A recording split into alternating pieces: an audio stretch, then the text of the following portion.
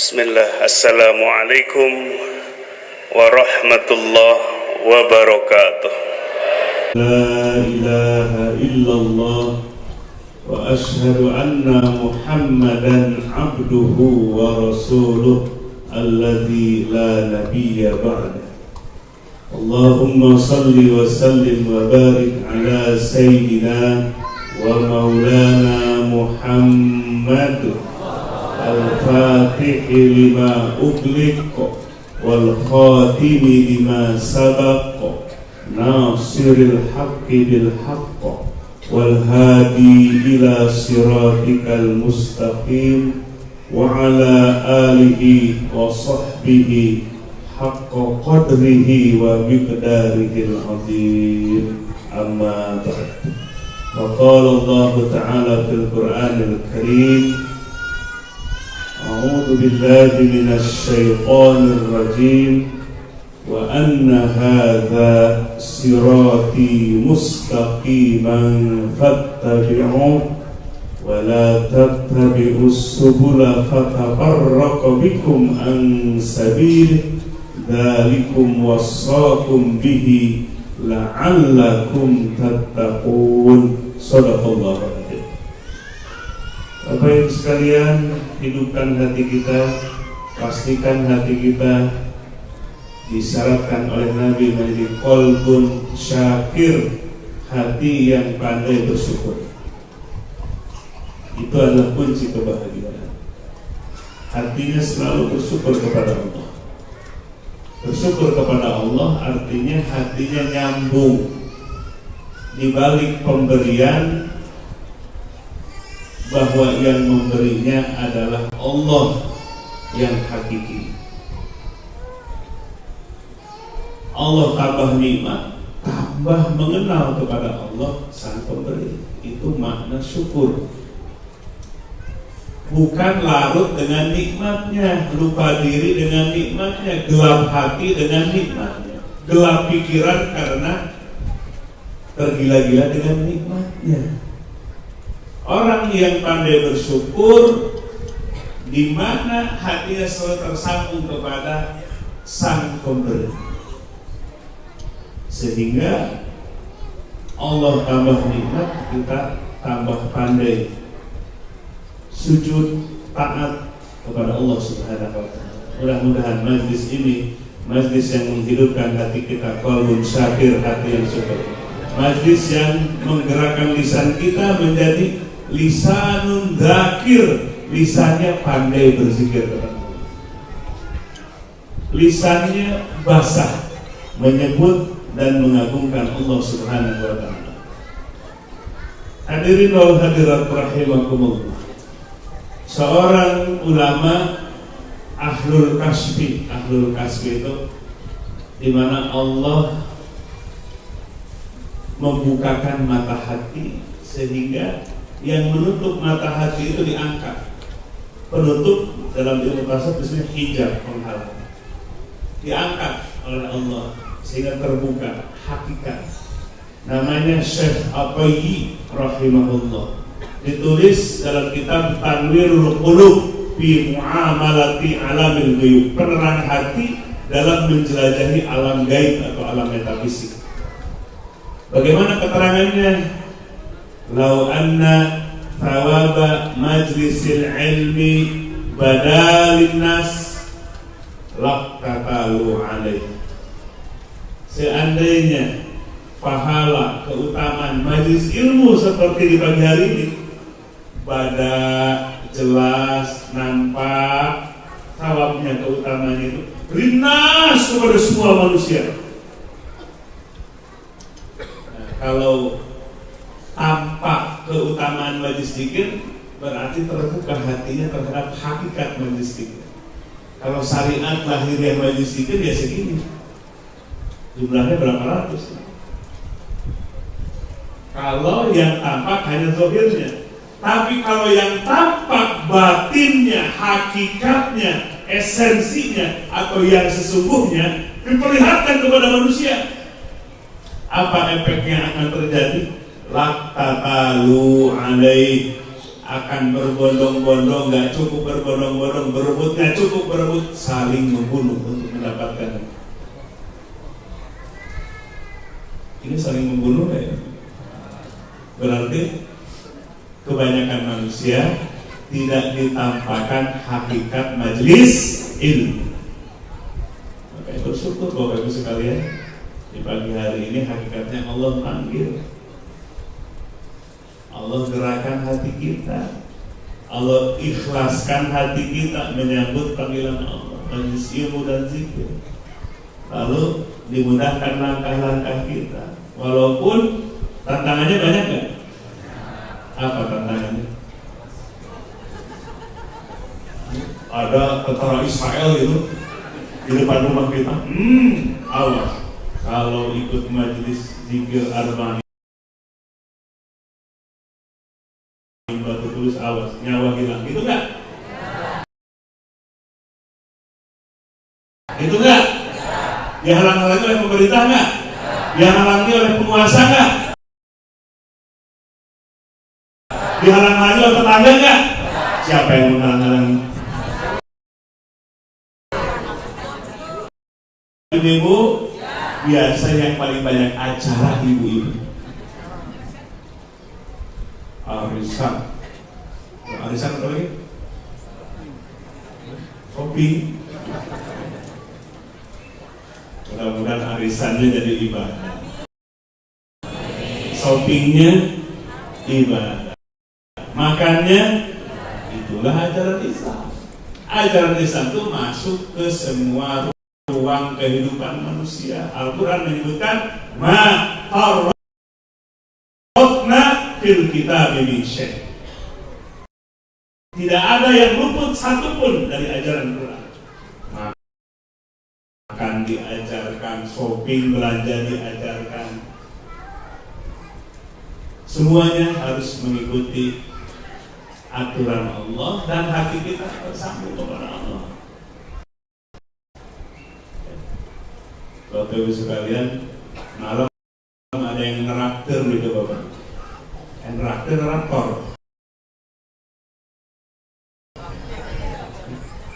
Bapak ajak makan ke Japanese food, makanan Jepang,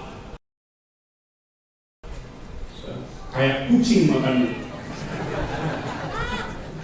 ikan salmon, tuna belum dimasak dimakan kayak kucing.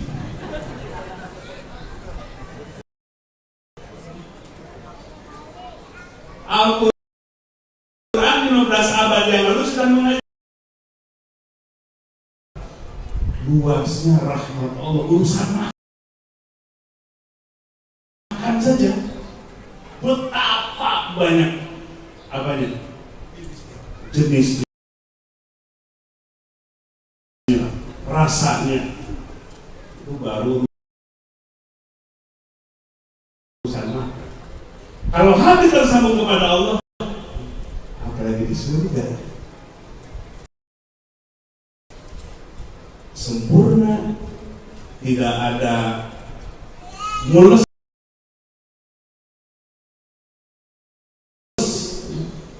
kalau kebanyakan makan jadi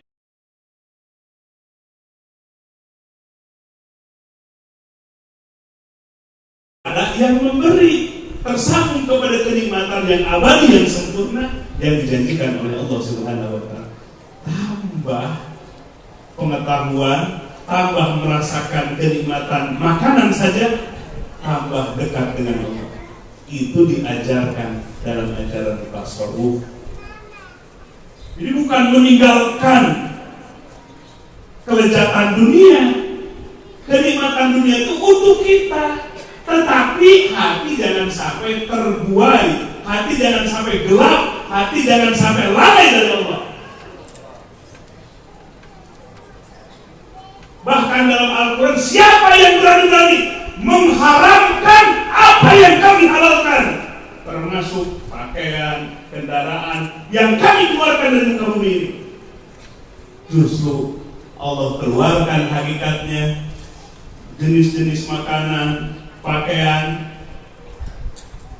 yang baik-baik, justru supaya orang yang beriman mencicipinya sekaligus menjadi media semakin mengenal kepada Sang Pemberi. Maka Bapak Ibu sekalian harus dilatih. Biasanya ini Bapak Ibu sekalian, kalau kita diberi nikmat dengan diberi musibah, mana yang sering pegang tasbih? Kan tipe itu kelihatan wajahnya. Dikasih nikmat, ingat ya kepada Allah. Dikasih musibah, baru pegang tasbih.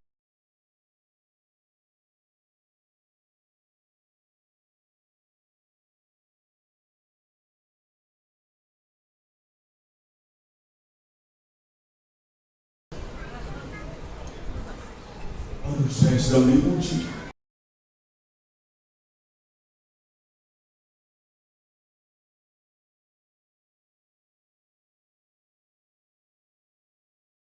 Jawabannya memang wajahnya begitu. Mudah-mudahan lulus diuji dengan sana kekuasaan yang Allah berikan, dianggap biasa.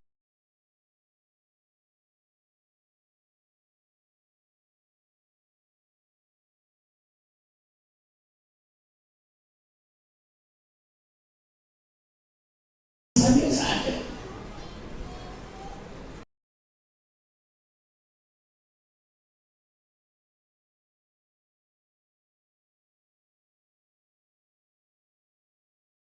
Tapi kalau sudah mendengar nama Allah, maka membuat hatinya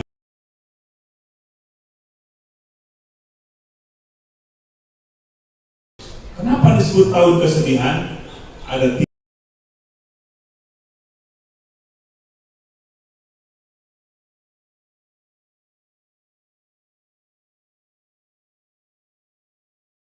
tiga faktor. Contohnya bagi Nabi SAW yang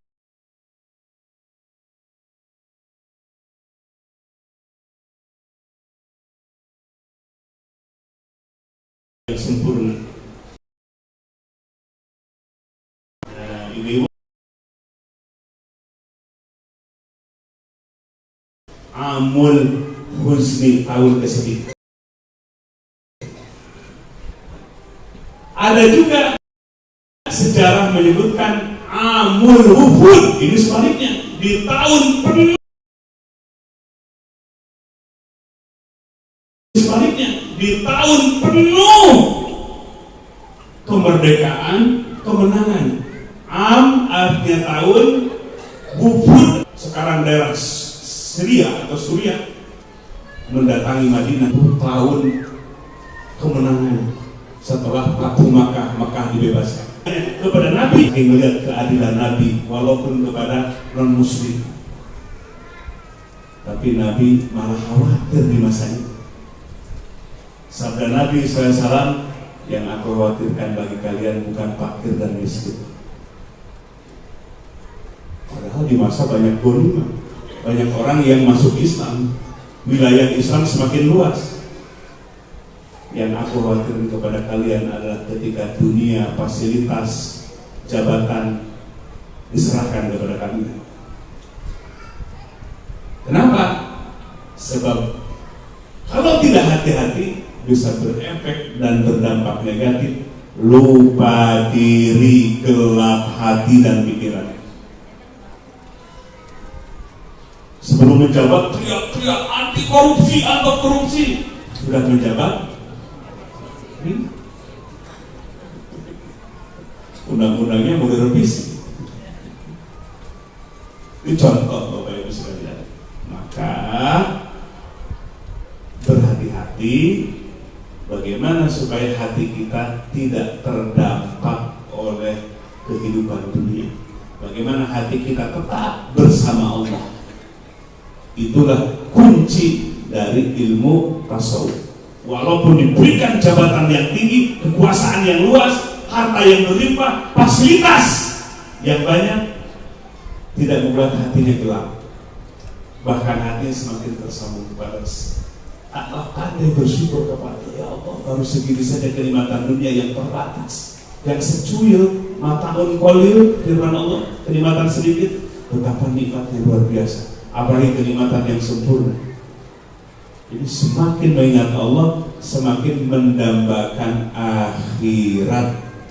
Sehingga dunia ini dengan segala pemberian dari Allah, amanah dari Allah, ilmu, jabatan, harta, keluarga, semuanya menjadi media semakin dekat dengan Allah. Mudah-mudahan semuanya dijaga oleh Allah Subhanahu wa taala. Hadirin wal hadirat rahimakumullah. Sebelum memasuki materi, apa ingin menyampaikan informasi yang mengenai kegiatan kita khususnya di pusat di Tasikmalaya, karena dan magang pondok-pondok pesantren se-Jawa Barat. Yang ditempatkan di pondok pesantren kita tidak kurang dari 270 pondok pesantren. Sedikit atau banyak? Dipilih oleh Kementerian Koperasi pesantren kita menjadi labnya, sehingga 270 pesantren lebih harus belajar di pesantren kita kurang lebih 1 minggu. Jadi mereka kiai-kiai, para ustadz nginep di pesantren kita selama 1 minggu siang dan malam. Dibagi 3 batch, 3 kelompok. Sekarang sedang kelompok yang kedua. Itu 1 minggu, jeda libur 2 hari, masuk lagi sampai ke 3 kelompok. Nah, Bapak Ibu sekalian, apa yang diajarkan seluruhnya, mulai dari apa itu tarekat, apa itu tasawuf, walaupun ajengan Ustadz belum tentu tahu. Di samping manajemen pendidikan dan ekonomi keumatan. Ada yang menarik Bapak Ibu sekalian. Mau dengar ceritanya nggak? Pertama, ketika dijelaskan tentang tarekat, kemudian bagaimana mengolah pendidikan dan ekonomi yang ada di dalamnya, kaget. Yang pertama disampaikan bahwa manajemen profesional itu gak cukup, harus digabungkan dengan manajemen ilahiyah. Ini apa manajemen ilahiyah? Manajemen ilahiyah itu artinya memanajenya itu harus dengan hati yang tersambung kepada Allah di bawah bimbingan mursyid. Gak cukup manajemen profesional, gak cukup dengan pendekatan manajemen yang zahir, tetapi kalau ingin meraih sukses yang hakiki dunia akhirat, hati harus termanage. Manajemen ilahiyah artinya batin kita dibimbing oleh Allah, syariatnya oleh mursyid, supaya tertuju kepada Allah, cita-cita dan harapan. Lalu dijelaskan dalam manajemen ilahiyah itu, di mana seorang mursyid itu mengikuti tauladan orang pilihan terdahulu, itulah para nabi, khususnya Nabi Muhammad sallallahu alaihi wasallam. Nabi bersabda, "Nahnu ma'asyiral anbiya la nurisu." Kami kelompok para nabi tidak mewariskan ad-dananira wa darahima, dinar dan dirham, uang emas dan perak, tapi hanya mewariskan ilmu dan hikmah. Artinya apa? Semua aset di Idrisiyah ini, bergerak atau tidak bergerak, bukan milik kiai, bukan milik mursyid, tapi milik Allah. Dalam fikih disebut wakaf. Jadi mulai pesertanya mulai jidatnya apa tuh? Jidatnya mulai apa? Bahkan kalau mursyid mendapatkan hadiah atau hibah dari siapapun juga, itu otomatis hakikatnya diwakaf.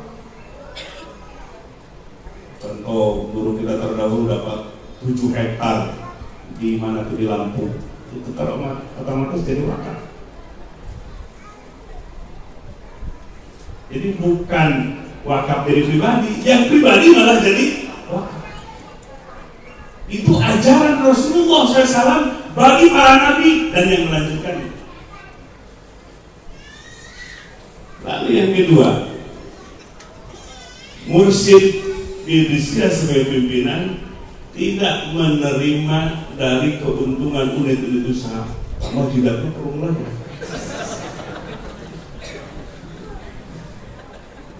Ini sudah kerut apa?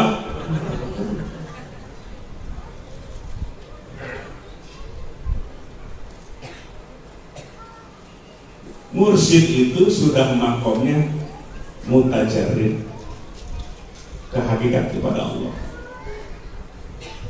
Ini yang harus diikuti oleh para ustadz. Dengan ceramah pengen amplop, berebut jadi khotib. Ini penyakit yang akan menghancurkan agama. Makanya diumumkan kepada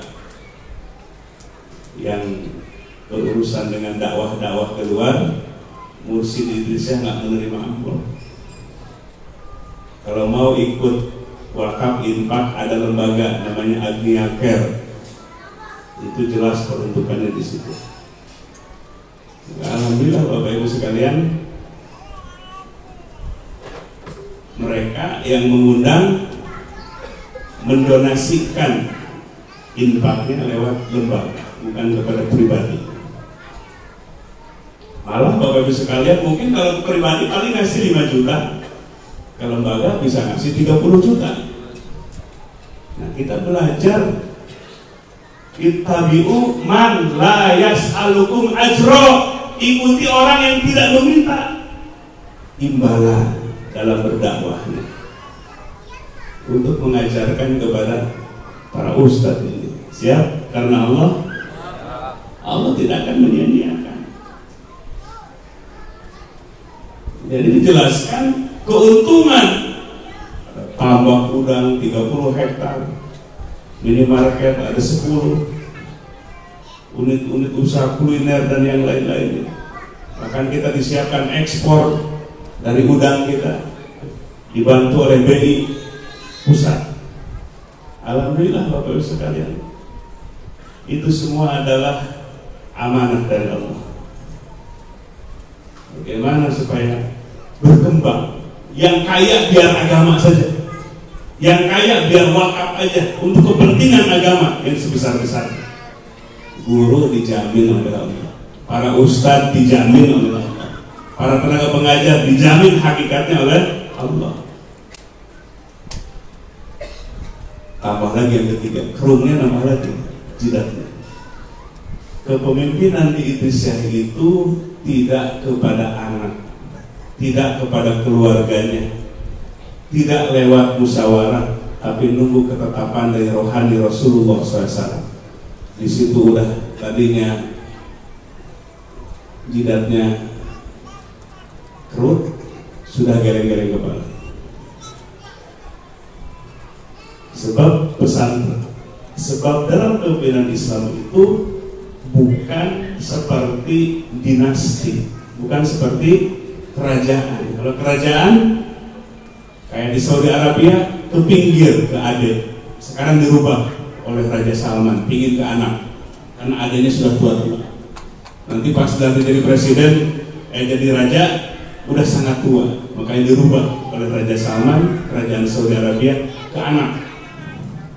Dan sekarang lagi rame. Jadi apa namanya? Jadi apa namanya? Kalau calon itu pangeran atau anak mahkota. Jadi bukan kepemimpinan Islam itu menunggu dari atas. Semua para nabi dipilih dari atas, para wali mursyid dipilih dari atas, menunggu ketetapan dari atas. Nah, inilah yang disebut dengan toreka atau toriko atau tareka. Jadi berbeda antara organisasi kepemimpinan pesantren dengan toriko. Toriko itu mengacu kepada kenabian. Siapa saja yang melanjutkan? Yang melanjutkan guru kita Syekh Ahmad Syarif Sanusi bukan anaknya, tetapi Syekh Akbar Abdul Fattah yang orang Jawa. Yang melanjutkan Syekh Ahmad bin Idris bukan anaknya Syekh Abdul Al, tetapi Syekh Muhammad bin Ali As-Sanusi radhiyallahu anhu dalam kitab-kitab itu. Demikian dari Syekh Abdul Aziz Adabar bukan kepada anaknya, tapi kepada Syekh Abdul Wahab At-Tarji. Kalaupun kepada anaknya, kebetulan anaknya dari Syekh Muhammad bin Ali As-Sanusi kepada Syekh Muhammad Al-Mahdi. Terkehendak kembali kepada Allah. Siapa yang memimpin, yang melanjutkan, yang mendapatkan wisayatuddin, yang mendapatkan risalah agama, yang menerima agama Islam, melanjutkan sebelum.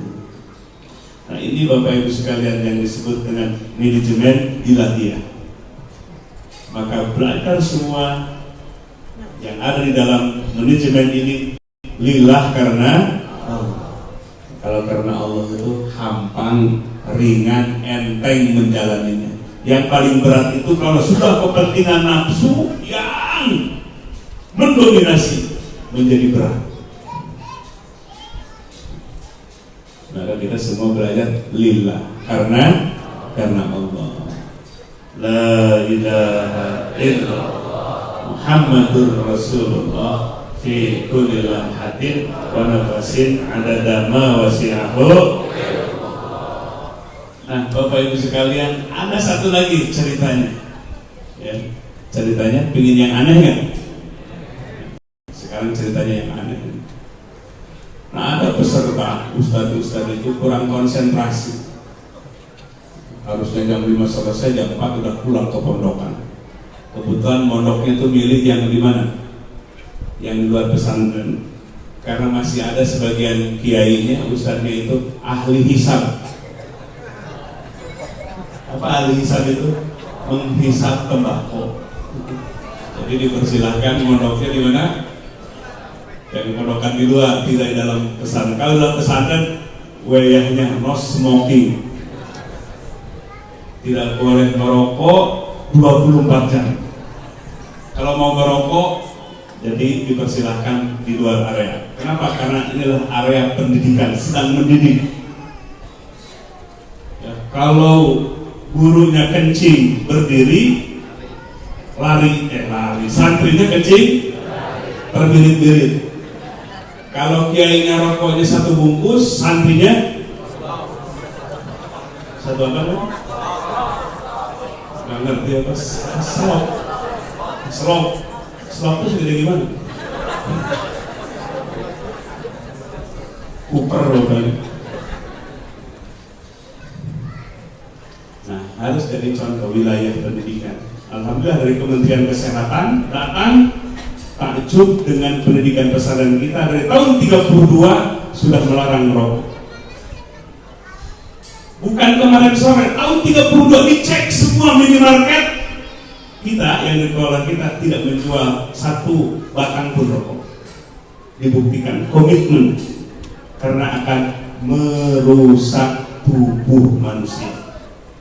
Sesuatu yang merusak dalam agama untuk dijauhi, dilarang. Mau sehat, mau penyakitan. Katanya ada untungnya merokok itu. Mau ada maling lari katanya. Sebab penghuninya pada batuk. Katanya ada untungnya merokok itu. Salah satunya mau penjahat mau masuk, di dalam rumahnya ada yang batukan.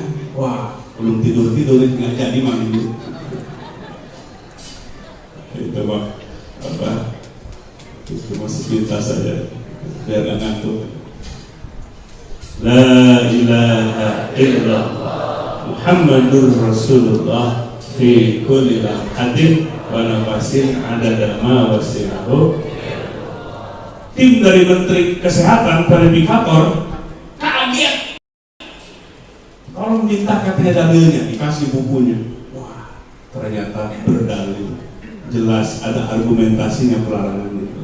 Jadi agama itu rasional, masuk akal. Agama itu bersifat realistis sampai mengatur kepada urusan makan dan minum. Kulu washrabu halalan thayyiban. Makan dan minum oleh orang yang beriman yang halal, yang thayyib, yang bergizi, memberikan kemanfaatan.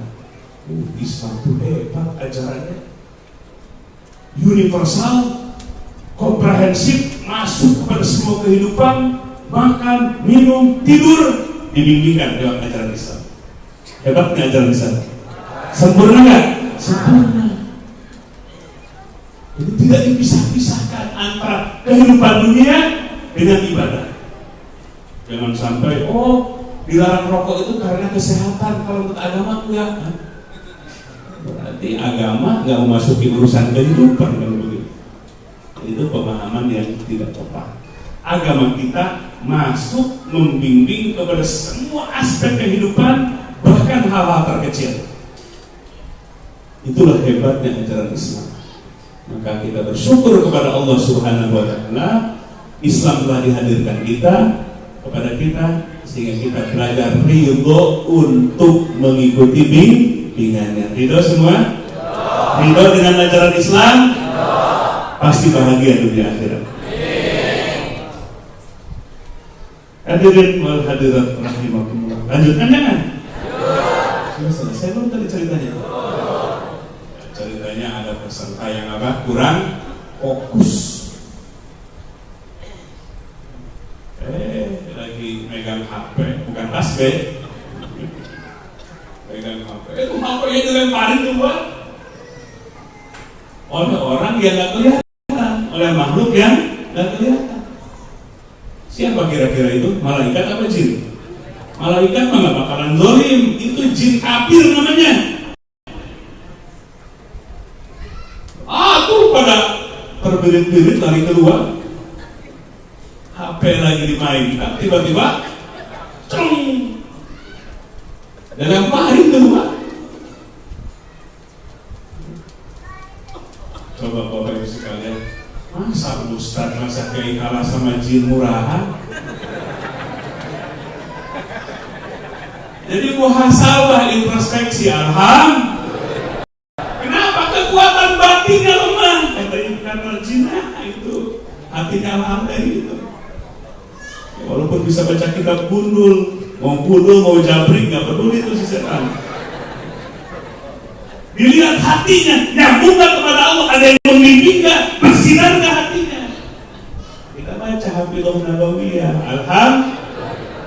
A'udzu bikalimatillahi tammati kulliha syarri ma khalaq. Itu satu kalimat itu. Aku berlindung ya Allah kepada dengan kalimat-kalimat yang sempurna dari keburukan dan kejahatan makhlukmu. Diulang-ulang, diucapkan, dijiwai, menjadi kekuatan dalam batin kita. Maka jangankan zalim, ya, jin yang kafir dekat aja nggak berani, takut.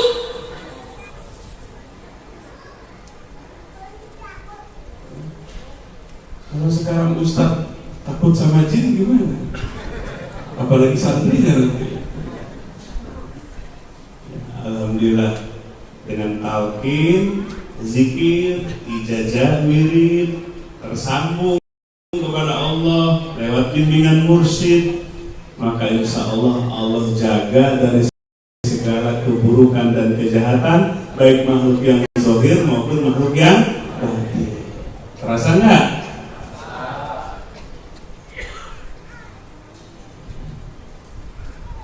Nabi bersabda, barang siapa yang hatinya takut kepada Allah, maka makhluk-makhluk akan ditakutkan kepada dirinya. Contoh Abdullah bin Umar. Umar punya anak namanya Abdullah. Jadi Abdullah bin Umar. Satu waktu di perkampungannya datang si raja hutan. Datang harimau ke kampung. Mungkin hutannya kebakaran kali. Sekarang masa kebakaran terus. Datang ke kampung, orang kampung lari terbirit-birit. Kenapa? Ada si raja hutan datang ke kampung. Bukan yang di taman safari, dielus-elus. Ini datang dari mana? Dari hutan. Tinggal Abdullah bin Umar.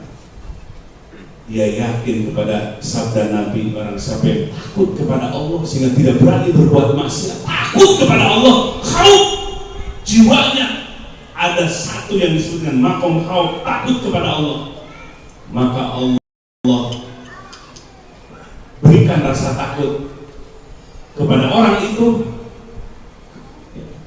Makhluk-makhluk yang lain dia takut kepada orang tersebut atas izin Allah. Abdullah bin Umar nggak lari, nggak ada rasa takut, disamperin aja tuh. Ya. Si harimau disamperin, harimaunya di mana? Nggak deg-deg, gemetaran, dia langsung lari kemana? Ke hutan. Kalau kita ketemu sama harimau, siapa yang lari? Dibuktikan sabda Nabi, barang siapa yang benar-benar takut kepada Allah sehingga tidak berani berbuat dosa walaupun sendirian, Allah ada. Walaupun di tempat bersembunyi tidak ada bisa bersembunyi dari tatapan Allah, takut kepada Allah. Nah, kalau sudah takut kepada Allah seperti itu, maka membuat makhluk yang lain gemetar menghadapi orang itu. Dibuktikan oleh Abdullah bin Umar radhiyallahu anhu, putra dari Umar bin Khattab. Ini mah baru dengar PHK aja udah takut. Baru dengar mau apa? Di PHK. Nah, maka kita semua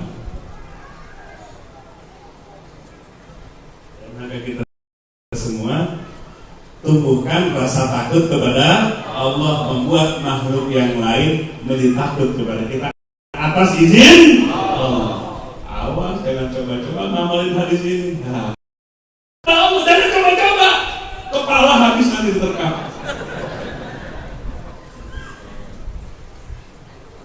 Iman itu ada kelasnya. Jangan takut kepada Allahnya baru sedikit, mau bikin apa? Atraksi. Memangnya debus. La haula wala quwwata illa billahil aliyyil. Hadirin wal hadirat rahimakumullah. Nah, inilah ada dua peristiwa bagi peserta, namanya OPOP, One Pesantren One Product. Pesantren kita sedang berlangsung, mudah-mudahan menjadi petunjuk bagi semuanya, peningkatan ibadah dan ilmu bagi semuanya. Amin ya robbal alamin. Hadirin wal hadirat rahimakumullah. Dengan tasawuf kita terus menggali satu potensi yang sangat dahsyat. Kan biasa orang nyari-nyari, kenapa? Karena modalnya nggak ada. Kenapa manajemennya belum punya? Kenapa belum punya relasi, misalnya dalam bisnis atau apapun juga? Lupa ada potensi besar dalam diri kita. Nggak usah minta, nggak usah nyari, tapi harus mengelola. Apa yang disebut potensi besar untuk kesuksesan dunia akhirat kita? Rohani dan hati kita. Ini yang sering diabaikan, nyari-nyari modal, nyari-nyari potensi yang lain yang belum ada. Yuk kita lihat Rasulullah Shallallahu Alaihi Wasallam. Apa sih modalnya Nabi itu? Bukan harta duluan, bukan manajemen duluan, bukan relasi bisnis duluan. Bahkan Khadijah yang mengejar Nabi. Kalau dulu ini pernah masa muda nggak, bapak-bapak? Ibu-ibu pernah muda nggak dulu? Ini bapak-bapak yang ngejar-ngejar, bapak-bapak yang ngejar ibu-ibu, istri, atau calon istri yang ngejar-ngejar kita?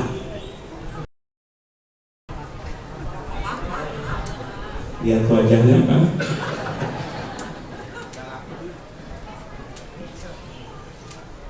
Ya Allah, datang pakai celana jepit, masih ditolak sama calon mertua.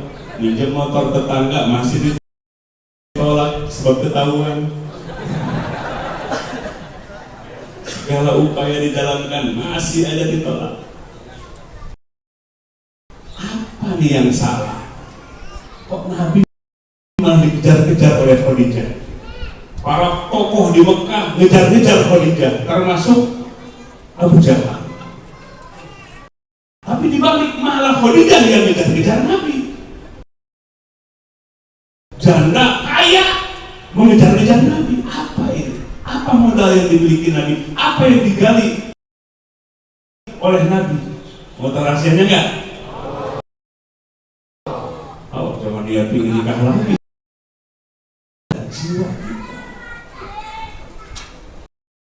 Jiwa dan rohani atau kolbu itu yang akan menarik yang di luar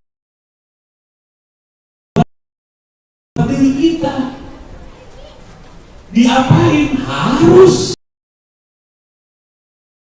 benar-benar diolah. Dalam agama, tasawuf hadir untuk mengolah hati, mengolah jiwa, mengolah rohani. Ya, Rasulullah SAW karena sebagai suri tauladan di usia 5 tahun, 4 tahun, dadanya sudah dibelah oleh malaikat. Ketika masa kanak-kanak sedang bermain-main dengan teman sebayanya, seperti normalnya kanak-kanak yang lainnya, Nabi SAW didatangi oleh seorang laki-laki yang sesungguhnya Jibril alaihissalam. Kemudian Nabi dibaringkan dan dibelek, dibuka, dioperasi dadanya, dikeluarkan kotoran-kotoran. Jibril membawa air jam-jam untuk membersihkan kotoran hati Nabi. Kotoran.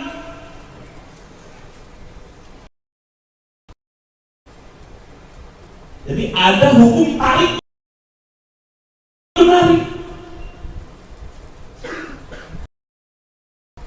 Maka Nabi SAW dari masa anak-anak sudah dibersihkan.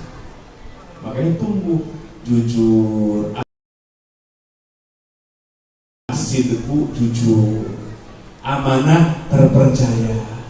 Mahal gak jujur? Mahal gak terpercaya? Ingin jujur, ingin amanah, gak bisa. Amanah. Jujur. Bukan begitu cara supaya jujur, supaya terpercaya. Baktinya perempuan. Caranya pertama disebut tahliyah, bersihkan jiwa. Nabi dibersihkannya langsung oleh Jibril alaihissalam atas perintah. Dalam hadisnya pengakuan Nabi tidak kurang dari 4 sampai 5 kali proses itu dilakukan kepada dirinya. Saking pentingnya, tidak cukup 1 kali. Termasuk atas izin Allah membersihkan jiwa murid-muridnya. Jadi nggak bisa ngebersihin sendiri. Nabi pun dibersihkan oleh siapa? Jibril alaihis. Ini Bapak Ibu sekalian, kalau hati, jiwa atau rohani ingin berkualitas, lakukan proses pembersihan hati. Disebut tazkiyatun nafs atau tahalli atau tahliyah. Pembersihan jiwa dari penyakit-penyakit hati, bebaskan hati kita dari penyakit-penyakit hati. Ini Bapak Ibu sekalian yang dilakukan.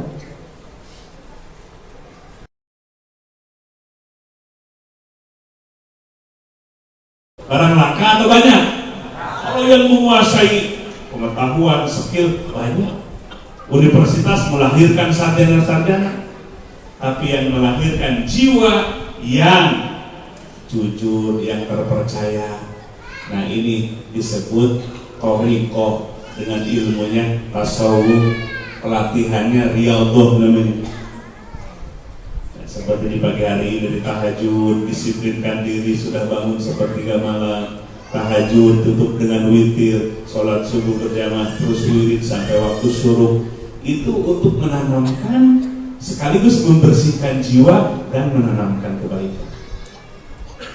Lalu yang kedua apa kuncinya? Dibersihkan terus. Lalu yang kedua, Nabi sebelum memasuki bi'tsah diutus, Nabi bolak-balik ke Gua Hiro, baca wirid, berzikir supaya kaya, supaya jadi orang terkenal, atau supaya jadi penguasa, atau apa harapan Nabi? Bapak Ibu bolak-balik ke Gua Hiro, pernah ke Gua Hiro nggak? Mana jamaah umroh yang dibawa ke Gua Hiro? Angkat tangannya. Satu, kok cuma satu orang lagi? Ada di belakang. Ya, capek nggak? Capek nggak? Tinggi nggak? 1 jam dari kaki bukit sampai ke mana? Ke puncak. Gua Hiro itu hanya masuk 2 orang, 1 orang, itu pun matahari masih bisa menyengat. Tumpukan batu. Coba Nabi, apa yang dicari di situ? Bolak-balik. Ada 3 hari, ada seminggu berpuasa, berzikir. Itu proses tasfiyatul qalbi atau proses tahliyah, mendandani hati Nabi dengan bersabar, tawakal, ridho, mendekat diri kepada Allah. Ini dalam rangka menghiasi jiwa. Kalau oleh malaikat Jibril membersihkan jiwa, lalu Nabi datang ke Gua Hiro bertahanus, beribadah dalam rangka memperindah jiwanya, mempersiapkan diri karena akan menerima kebenaran yang sempurna, Al-Qur'anul Karim. Ini 2 hal, Bapak Ibu sekalian. Kita diajarkan zikir, wirid, termasuk tadi membaca Hafidhah Nabawiyah, baca sholawat, munajat, dalam rangka menghiasi batin kita. Baca Quran 1 juz, pegel gak? Ibu-ibu baca Quran 1 juz, pegel gak? Kalau lihat sinetron? Kalau lihat sinetron harus sabar gak? Bapak kalau lihat sepak bola harus sabar gak? Gak usah sabar, memang disukai oleh hawa nafsu kita. Tapi kalau baca Quran, berwir, harus sabar karena nafsu kita gak suka, betul gak? Ala innal jannata hubbat bil makari. Ketahuilah surga itu dikuasai, dipagari oleh ketidaksukaan hawa nafsu kita. Makanya harus sabar. Nabi belajar sabar ke Gua Hiro, mengurangi makanan, minuman, tidur, bergaul, membangun nilai-nilai spiritual dalam jiwanya. Kesabaran, tawakalnya kepada Allah, gak takut dengan binatang, berhari-hari di situ. Sedang membangun namanya tahliyah, mendandani jiwa dengan sifat terpuji, sabar, ridho, tawakal, tumbuh mahabbah, cinta kepada Allah. Nah, 2 proses tadi apa yang dilaksanakan oleh Nabi, baik pembersihan jiwa maupun mendandani, menghiasi jiwanya, wajib dilakukan oleh umatnya.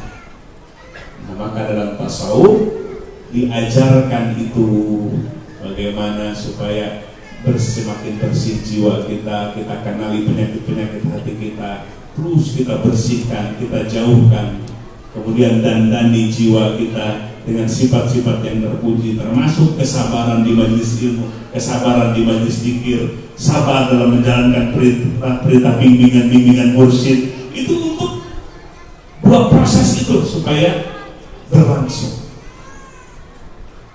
Kalau nggak sabaran lari, ya, kalau nggak sabar lari, nggak tawakal lari.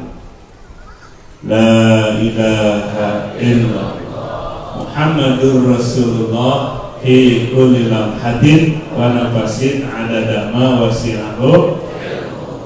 2 proses dilakukan, turunlah Al-Quran, di mana Al-Quran mengajarkan semua hal. Jadi yang akan tertangkap oleh jiwa kebaikan, kebenaran, kebaikan, kebenaran. Gambaran lengkapnya Quranul Karim datang kepada Nabi karena Nabi jiwa yang patut dan layak menerima kebenaran yang sempurna, kebenaran yang sempurna. Segala urusan ada yang mudah, urusan ekonomi, urusan sosial, urusan politik, urusan tentang ilmu pengetahuan, Allah berikan kepada jiwa Nabi Muhammad Sallallahu Alaihi Wasallam. Inilah modal yang mahal, gak usah beli, gak usah nyari, semua ada hatinya ini. Yang ada punya hatinya. Tapi kalau suami istri ngomong, dasar gak punya hati. Hatinya disebut gak punya hati. Semua punya hati, punya rohani, punya jiwa. Beli dulu nggak di toko? Bayar dulu nggak? Ada cicilannya nggak? Ya Allah, ini luar biasa anugerah dari Allah, gratis anugerah dari Allah. Ini potensi utama, nggak usah beli dulu, nggak usah nyari dulu. Di dalam diri kita Allah anugerahkan, Allah tiupkan ke dalam diri kita. Wa nafakhtu fihi min ruhi, aku tiupkan ke dalam dasar manusia sebagian dari ruhku, ditiupkan oleh Allah. Inilah rohani, inilah potensi besar. Supaya apa? Kebaikan, kebenaran, keberkahan tertarik oleh jiwa kita. Mau kebaikan, kebenaran, keberkahan ditarik oleh jiwa kita? Ini mah yang datang, ya, keburukan, buruk sangka, pesimis, datang sakit. Siapa ini yang nyantet? Jadi ada undang-undang nyantet. Datang ke dukun lagi, dukun itu penyakit matuh. Nih, wah siapa ini yang guna-guna? Kok saya jadi begitu sakit? Oh, itu orang yang bikin guna-gunanya tetangga yang rumahnya ngadep ke kulon. Dicari tetangga ratusan yang ngadep ke kulon. Kenapa? Hatinya busuk. Datang musibah malah nambah musibah. Sudah jatuh ketiban tangga pula. Jadi yang tertarik oleh hati itu keburukan, kejahatan. Ya, sering dicontohkan seperti hati seperti tong sampah. Tong sampah walaupun mahal dibuat dari apa saja, kira-kira yang masuk yang baik-baik, yang buruk-buruk, yang busuk, yang buruk, yang bau. Jangan sampai hati kita seperti tong sampah.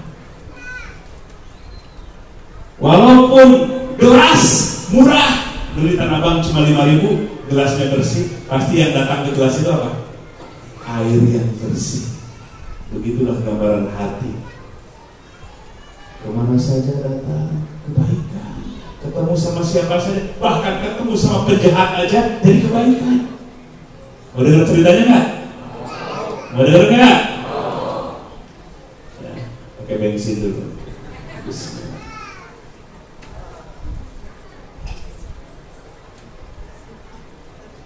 Terasa nggak? Terasa nggak? Coba sekali lagi. Terasa nggak? Wayahnya nonton nggak terasa. Tapi kalau yang meminum terasa seger di tenggorokan. Ya. Sekali lagi. Bismillah.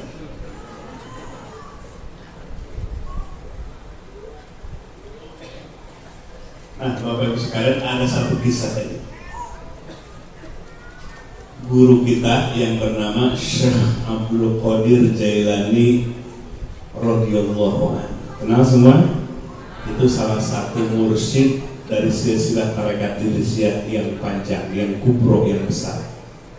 Syekh Abdul Qadir Jailani. Ketika beliau akan belajar menuntut ilmu ke Baghdad, kenal Baghdad? Di mana? Tahu yang di TV aja ya. Ibunya, ibu yang soleha, makanya pingin anak soleh nggak?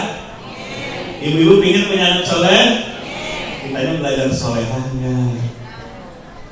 Senang belajar solehahnya. Bapak pingin punya anak soleh? Kitanya sudah soleh belum? Apa namanya aja soleh?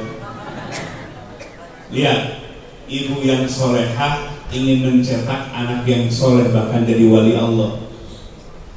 Ketika Abdul Qadir Jailani muda ingin menuntut ilmu, wasiat dari ibunya, nak, hiasi hidupmu dengan as-sidqu, jujur.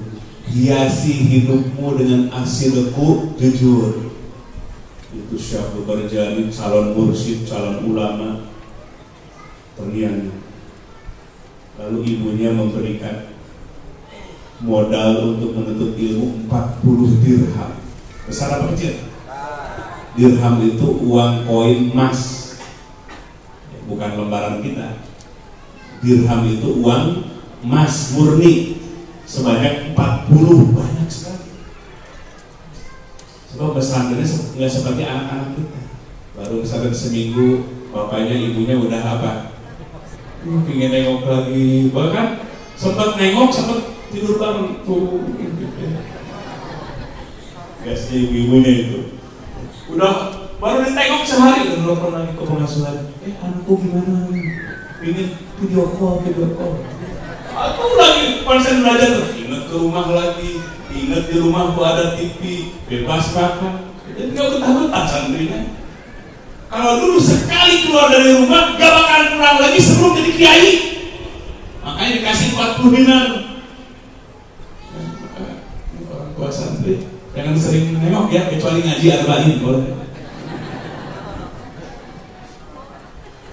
Banyak sekalian lah yang ngaji sekalian nengok anak karena kami gitu. Berangkatlah Syekh Abdul Qadir Jailani menuju Baghdad dengan kafilah rombongan, harus berombongan ke sana. Di tengah perjalanan tiba-tiba datanglah perampok, komplotan perampok. Kemudian satu persatu diambil paksa perbekalannya. Ketika si anak buah perampok itu menemui Abdul Qadir Jailani muda, "Nak, kamu punya apa? Bawa bekal apa?" "Aku punya 40 dinar." Entarnya nggak mungkin lah gitu, dilewat aja. Datang lagi anggota kelompok perampok yang kedua. Sini nak, kamu bawa apa? Bawa bekal apa? Jawabannya sama, bawa 40 dinar. Benar nggak ya? Anak kecil bawa berapa? 40 dinar. Laporanlah kepada imamnya, imam perampok maksudnya. Jangan disebut pimpinan perampok, imam perampok. Lapor, ada anak kecil ngaku bawa uang 40 dinar. Udah beberapa kali ngakunya sama bawa 40 dinar. Bawa kemari? Dibawalah Abdul Qadir Jailani muda di hadapan imam perampok. Kata imam perampok, "Nah, benar kamu bawa uang 40 dinar?" "Benar." "Mana uangnya?" "Dikeluarin 40 dinar." Molohok tuh si imam perampok dengan makmumnya. Ternyata si anak itu asidku, jujur. Penasaran si imam perampok itu, "Nah, kenapa kamu jujur? Seandainya kamu nggak jujur, kami nggak tahu. Kenapa kamu jujur?" "Aku tidak akan mengkhianati ibuku. Ibuku memberikan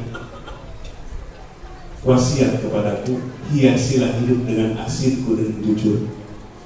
Itu Bapak Ibu sekalian, si imam perampok itu menangis dengan suara teriakan yang nyaring sampai semua anak buahnya itu datang dan gemetar.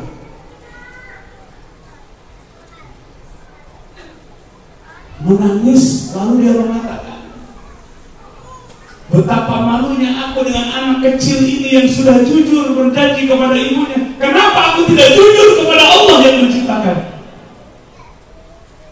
Maka akhirnya si imam perampok itu membacakan 2 kalimat syahadat di hadapan Syekh Abdul Qadir Jailani yang masih remaja itu.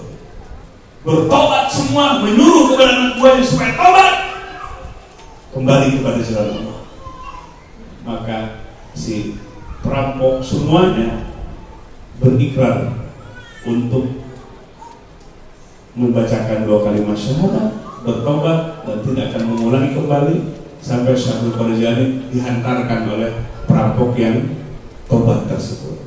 Alhamdulillah. Berkah apa itu? Tuh, perampok saja sampai tobat. Kenapa? Berhadapan dengan jiwa yang jiwanya bersih, yang jiwanya indah.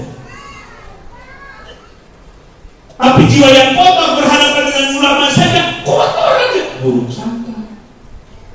Tapi jiwa yang bersih berjumpa bahkan dengan orang jahat sekalipun, yang tertarik adalah kebaikannya.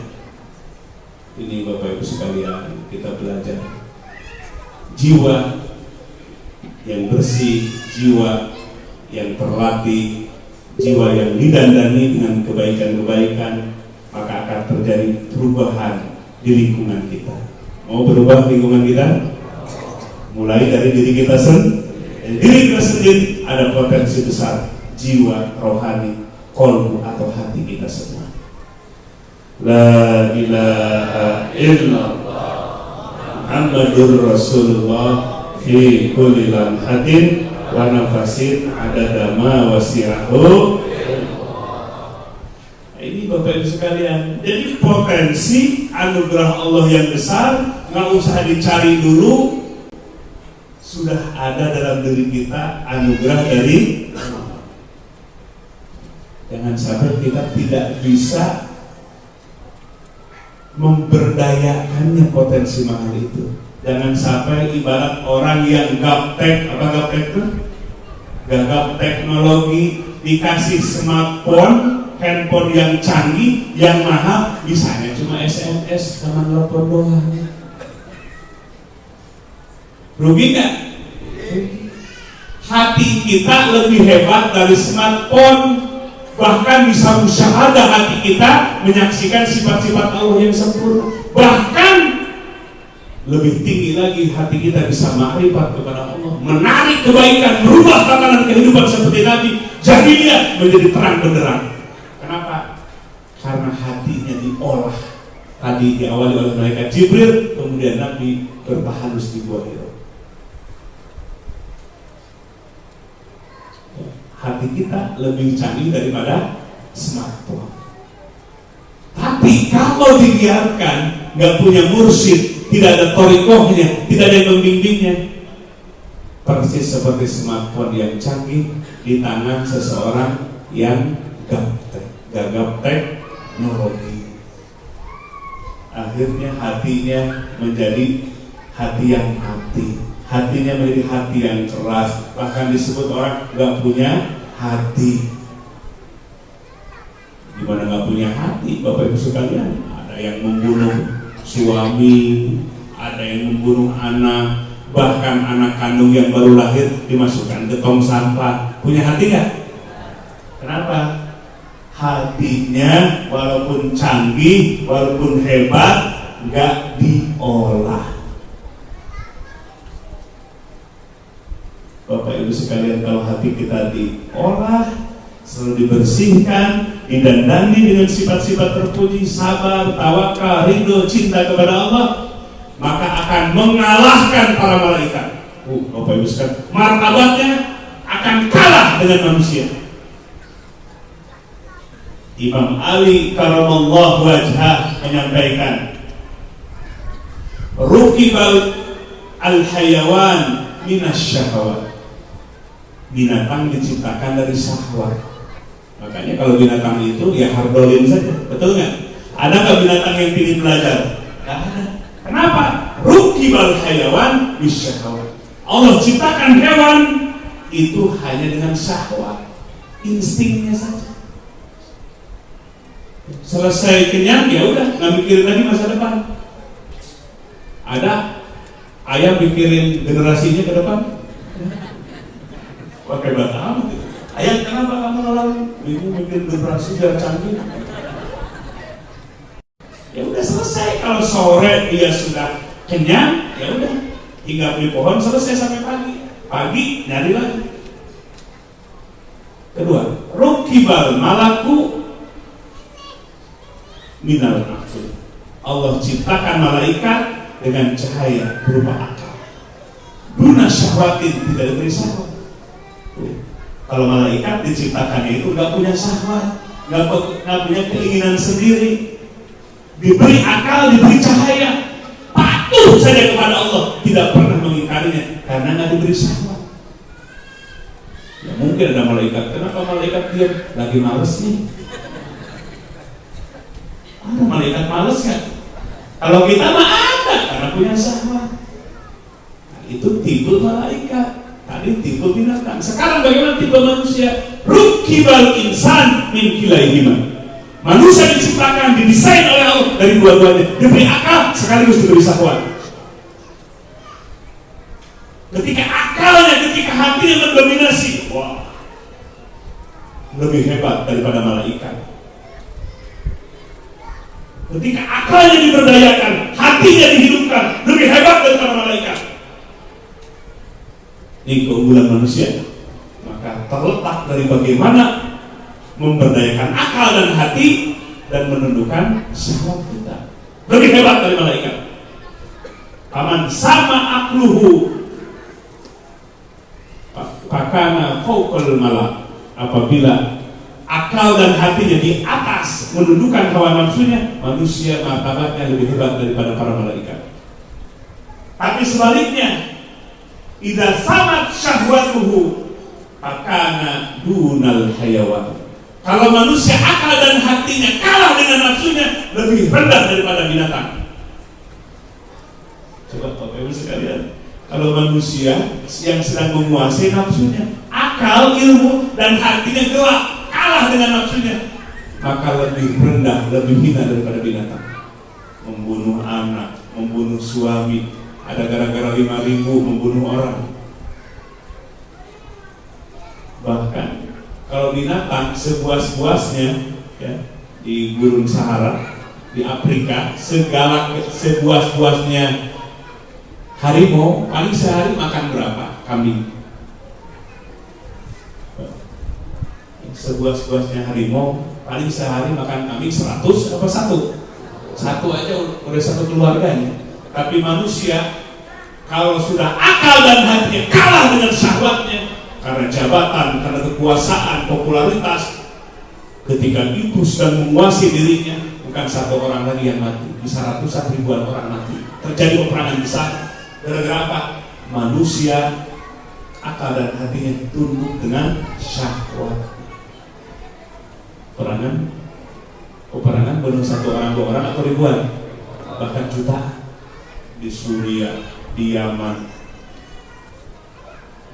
Ini membuktikan apa yang disampaikan oleh Sayyidina Ali. Manusia kalau nafsunya sudah menguasai akal dan hatinya, maka lebih jahat daripada binatang buas. Tapi kalau akal dan hatinya mendominasi hawa nafsunya, justru lebih hebat daripada para malaikat. Malaikat pun kalah martabatnya di sisi Allah. Ini Bapak Ibu sekalian potensi yang nggak usah dibeli dulu. Kalau modal harus dari bank dulu, harus modal dari investor dulu. Ini mah anugerah dari Allah sudah ada dalam diri kita, akal dan hati kita. Makanya majelis ilmu mengasah akal kita, majelis zikir mengasah kemampuan hati kita. Dua-duanya harus. Sebab ini adalah 2 kekuatan, akal dan hati. Akal dengan ilmu, hati dengan zikir. Alladzina yadhkuruna Allaha qiyaman wa qu'udan wa 'ala junubihim wa yatafakkaruna fi khalqis samawati wal ardh. Rabbana ma khalaqta hadza batila subhanaka faqina adzabannar. Al-Qur'an menyebutkan orang yang memberdayakan hatinya dengan selalu zikir kepada Allah. Ketika berdiri, duduk, berbaring, hati zikir kepada Allah. Lalu akalnya bertafakur, berpikir, melakukan observasi bahwa di balik itu semua ada Sang Pencipta. Itulah manusia yang martabatnya lebih hebat daripada para malaikat. Disebut ulul albab. Ayo Bapak Ibu sekalian, ya, ilmunya sudah banyak belum? Banyak sih. Makanya ngajinya jangan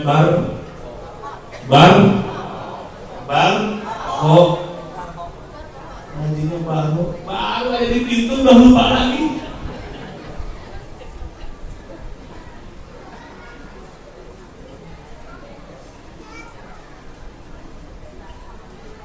tumbuhkan ilmu pengetahuan, cerna oleh akal pikir di majelis ilmu, kemudian bersihkan hati di majelis zikir supaya terang benderang.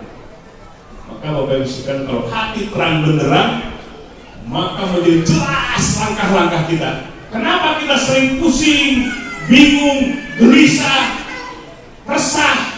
Karena hati yang gelap. Walaupun ilmu pengetahuan banyak, walaupun harta banyak,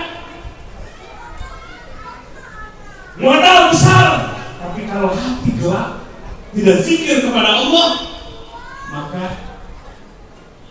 hilang semuanya. Potensi yang ada hilang adanya. Maka Bapak Ibu sekalian, kalau hati suruh zikir kepada Allah, ka'asyraqat basairus sufiyah binuri syamsi hadratil qudsiyah. Syekh Abdul Rahman dalam kitab menjelaskan tentang ilmu balaghah, ka'asyraqat basairus sufiyah, laksana mata hati sufi, ahli-ahli tasawuf, ka'asyraqat basairus sufiyah. Jadi mata hatinya itu asyraqat, bersinar. Ya, kalau bersinar, yang tadinya gelap jadi jelasnya. Laksana di pagi hari, isyraq pagi hari, dari gelap gulita kemudian datang matahari terbit, terang benderang nggak? Ini jalan, ini bangunan, ini yang baik, ini yang buruk. Binuri syamsi hadratil qudsiyah, terang benderang hati ahli-ahli tasawuf itu binuri syamsi hadratil qudsiyah, dengan cahaya Allah yang laksana matahari terbit di pagi hari. Gak ada gelisah lah, kalaupun gak ada rasa takut urusan dunia, walahum yahzanun, tidak ada sedih urusan dunia, karena tawakalnya kuat kepada Allah, keyakinannya kuat kepada Allah, hati yang terang benderang, jelas langkahnya. Maka Bapak Ibu sekalian, pingin bahagia, pingin hati kita terang benderang, laksana di pagi hari ketika matahari terbit, maka hidup pikiran, hidup gagasan tidak banyak. Kenapa? Hati yang terang benderang. Disampaikan Bapak Ibu sekalian, ini kembali ke peserta OPOP di Tasikmalaya. Tambak kita udah 4 tahun, ya. 1 tahun di mana? Jawa Timur, di Tuban kita belajar, kemudian 3 tahun berikutnya dibawa ke Tasikmalaya. Modal pertamanya itu tadi batin jiwa. Nah, ketika masjid kita dulu baru perkiraannya itu 19 miliar, punya uang 250 juta, berapa lagi kurangnya? Sudah diresmikan oleh Pak Bupati yang sekarang sudah jadi wakil gubernur. Khawatir, ada khawatir. Kenapa? Melihat punya uang 250 juta, itu pun masih di tangan orang, harus ditagih lagi. Lihat budgetnya, estimasinya 19 miliar, belum 33 miliar, itu masih takut-takut panitianya.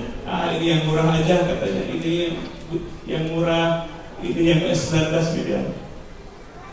Takut peletakan batu pertama nggak bisa peletakan batu berikutnya. Peletakan batu pertama aja bupati, keduanya nggak diterusin. Bahkan datang itu wartawan ke rumah setelah acara selesai. Syekh katanya ini berapa tahun target kita? 3 tahun. Ya, ini bilang 3 tahun, ini masih mikir. Tapi udah keluar 3 tahun, ya 3 tahun lah. Tapi ternyata itu jadi motivasi ya Pak Saudara. Mana ini 50 juta 2 minggu juga habis.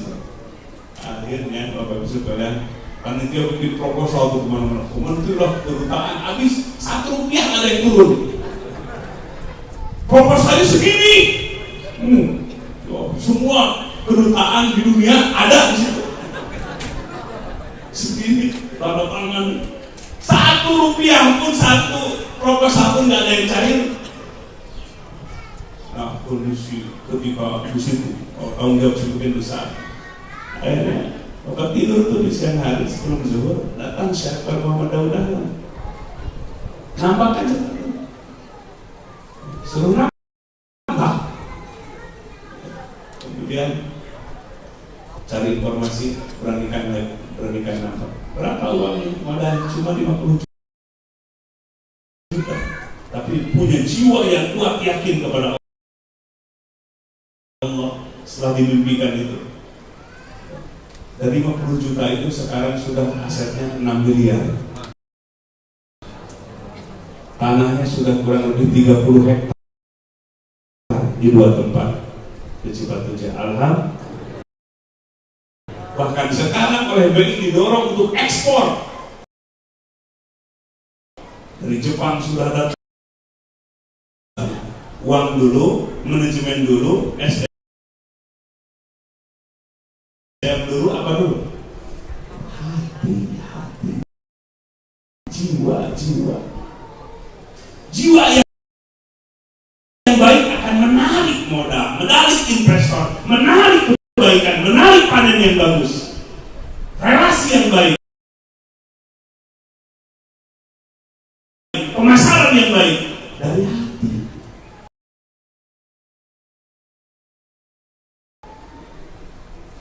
Maka Bapak Ibu sekalian, bukan berarti semua harus kaya. Kok sahabat Nabi juga ada yang kaya, ada yang bahkan kalau dipresentasikan sahabat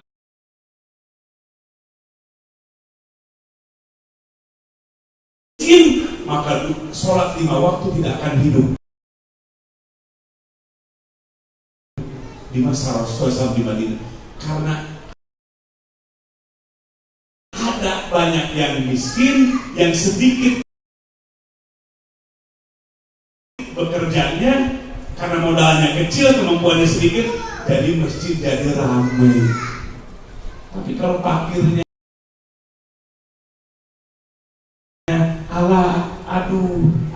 aduh, minta, kira-kira masjidnya ramai nggak? Maka dalam Islam itu fakir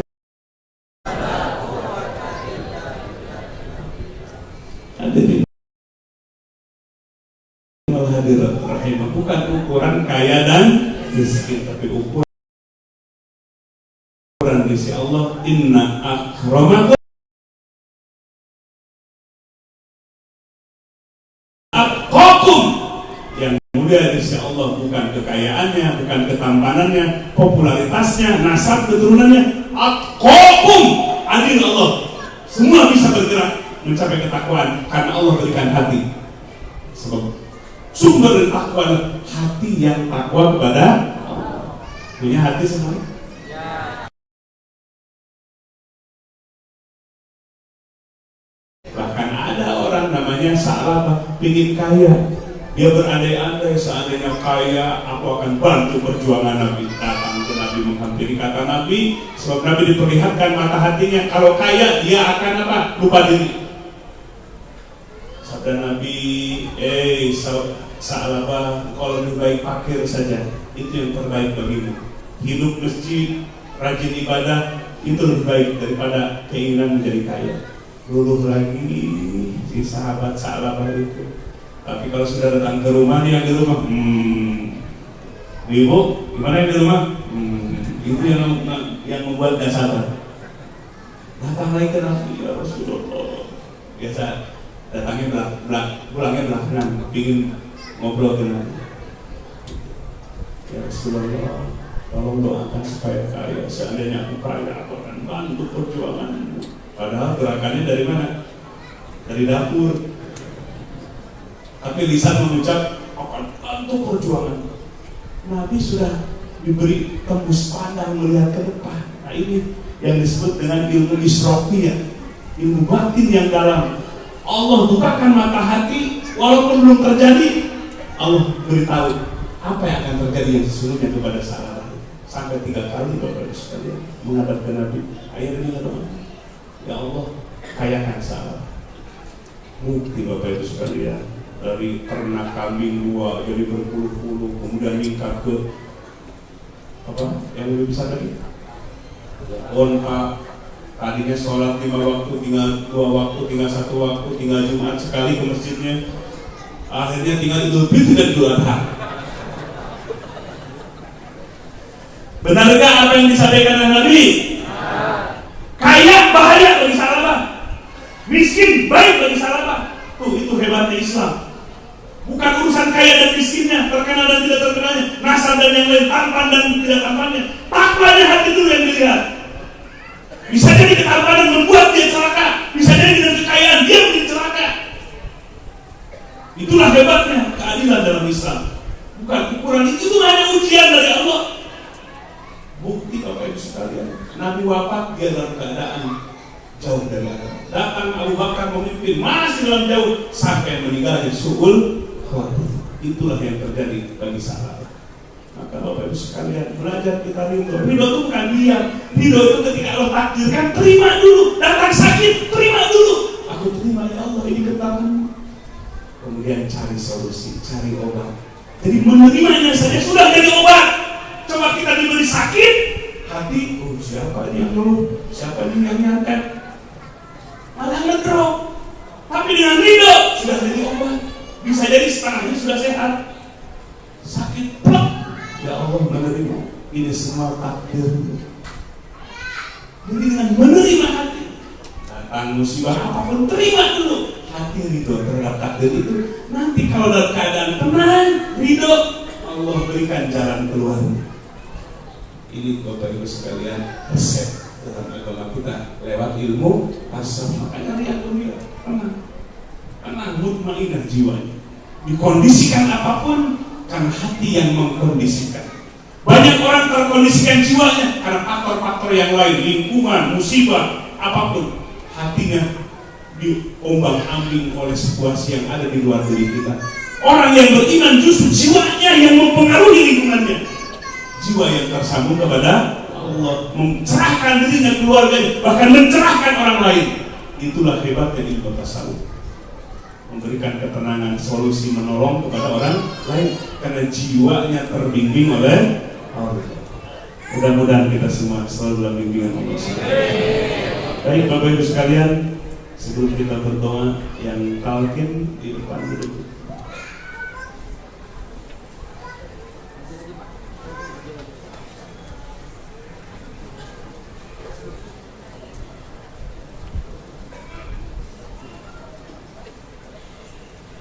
Ya, ke depan yang akan menjadi murid sah dan resmi jadi murid diawali dengan talqin zikir dan ijazah wirid.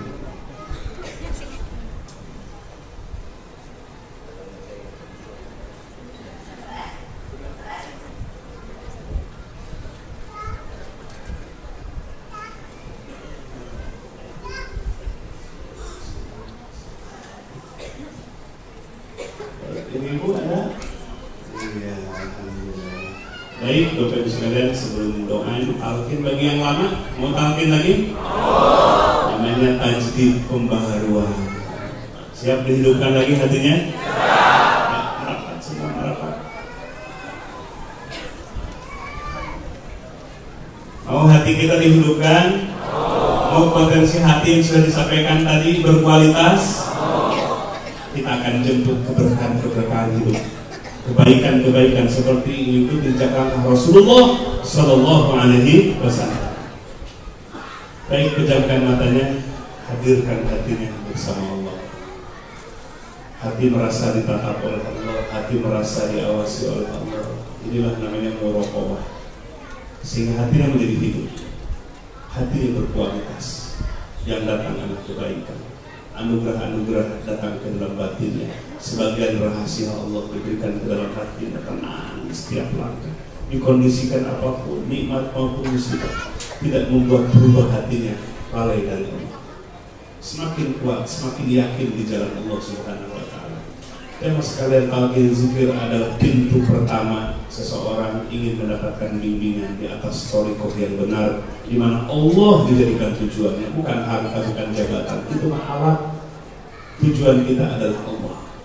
Dalam kitab-kitab para ulama menyebutkan, termasuk bab Adabul Murid yang dikarang oleh Syekh Abdullah Al-Haddad rahimahullah, bagi murid yang ingin meniti di atas thariqah yang benar, di bawah bimbingan mursyid, di mana Allah dijadikan tujuannya, maka luruskan niatnya karena Allah ingin menggali potensi hati, lewat ilmu tasawuf, supaya kita tunduk dengan fikih, dengan ajaran, supaya tauhid kita semakin jelas tertuju setiap gerak geri kita hanya kepada Allah, orientasi kita hanya kepada Allah, sehingga Allah berkahkan dalam rumah tangganya, anak-anak yang disoleh dan solehahkan, dalam usahanya dibarokahkan, manfaat bagi orang yang banyak, karena hati yang terpandu, hati yang terus di atas rel thariqah menuju kepada Allah. Dulu Nabi Shallallahu Alaihi Wasallam ditalkinkan zikir oleh Jibril alaihissalam dalam kitab Sirrul Asrar wa Mazharul Anwar yang dikarang oleh Syekh Abdul Qadir Jailani radhiyallahu anhu. Disebutkan dalam bab talqin zikir, Nabi ditalkinkan zikir kalimat la ilaha illallah oleh Jibril alaihissalam. Tadi dibersihkan jiwanya oleh Jibril, diberikan ilmu wahyu oleh Jibril. Nabi punya guru, masa umatnya nggak punya guru? Sahabat punya guru, Nabi saja. Nabinya pun punya guru, Jibril alaihissalam yang ditunjuk langsung oleh Allah Subhanahu wa Ta'ala. Ilmunya bukan ilmu yang usang, tapi ilmu yang baru dari Allah yang selalu hidup. Kemudian apa? Surah yang di dalam surah Muhammad ayat ke-19. Ini ayat tentang talqin zikir. Fa'lam annahu la ilaha illallah. Artinya, wahai Jibril, kata Jibril, wahai Muhammad, fa'lam, ketahuilah. Bukan pengetahuan hanya di dalam kepala, tapi fa'lam, pengetahuan yang penuh keyakinan, kesadaran. Annahu, sesungguhnya, la ilaha illallah, tidak ada yang disembah kecuali Allah. Bukan hanya melafalkan, tapi harus menangkap hakikat di balik kalimat yang mahal itu, sehingga kalimat itu menghidupkan hati kita selama-lamanya sampai akhir hayat kita. Ini talqinnya Jibril kepada Rasulullah SAW. Akhirnya Nabi mentalqinkan kalimat yang sama kepada para sahabat. Dan kitab Al-Anwar Al-Qudsiyah, puluhan hadis yang menjelaskan tentang talqin zikir dari Nabi kepada para sahabat. Apa aja yang ditalqinkan? Kalimat la ilaha illallah. Ini yang menjadi kalimat utama. Kalimat utama. Nanti ada sholawat, ada istighfar, ada dengan keberkahan. Baik Bapak Ibu sekalian, apa saja yang harus dijalankan bagi setiap murid? Pertama, baca Quran 1 juz sehari semalam. Belum bisa setengah juz, belum bisa seperempat juz. Pastikan setiap hari kita sentuh Al-Quran, kita baca Quran sesuai kemampuan kita. Terjemah tafsir yang sesungguhnya dijelaskan oleh mursyid dalam setiap majelis ilmu. Bacalah dari hati yang penuh keikhlasan. Sentuhlah Al-Quran, Al-Quran pedoman kita. Jadi murid bukan tujuannya sebagai muslim yang benar. Yang kedua, baca istighfar Bapak Ibu. Sebab hati kita akibat dosa di masa lalu, hati kita yang kena nodanya. Kalau kita suka datang bingung, gelisah, musibah, itu penjelmaan dari dosa di masa lalu yang belum terhapuskan oleh. Bukan Allah tidak tahu, tapi menunjukkan ingin jujur kita sebagai hamba dengan pengakuan yang tulus akan dosa-dosa kita di masa lalu. Kedua, anadama, harus menyesal dan merasa malu di hadapan Allah. Tumbuh tadi rasa khauf, takut kepada Allah. Kemudian yang ketiga, untuk tidak mengulang kembali. Al-Iqlah, tidak mengulang sampai akhir hayat. Dan yang keempat, gemar amal soleh. Amal soleh akan menghapus dosa kita di masa lalu. Ini 4 syarat taubat, sehingga kita menjadi semakin lebih baik. Jadi murid itu lebih baik. Ada keutamaannya dalam kitab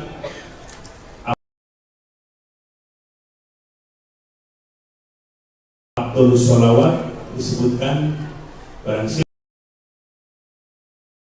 yang membaca itu, maka Nabi bersabda, anak kafirhu, aku yang menjadi bertanggung jawabnya nanti di hari kiamat. Mau ditanggung jawab oleh Nabi? Kalau nasib kita ditanggung jawab oleh Nabi di akhirat, kira-kira ahli surga ahli neraka? Salawat yang pendek, salawat umiyah, nanti ada kitab wiridnya sebagai panduan. Yang terakhir, baca kita istighosah, minta perlindungan kepada Allah. Baca ya Hayyu ya Qayyum, ya Hayyu ya Qayyum, ya Hayyu ya Qayyum 1000 kali. Belum bisa semampunya. Kemudian nanti dalam baiatnya itu siap menjalankan perintah Allah dan menjauhi larangan sampai setiap zaman ada sampai hari kiamat. Nah, Bapak Ibu sekalian, itu adalah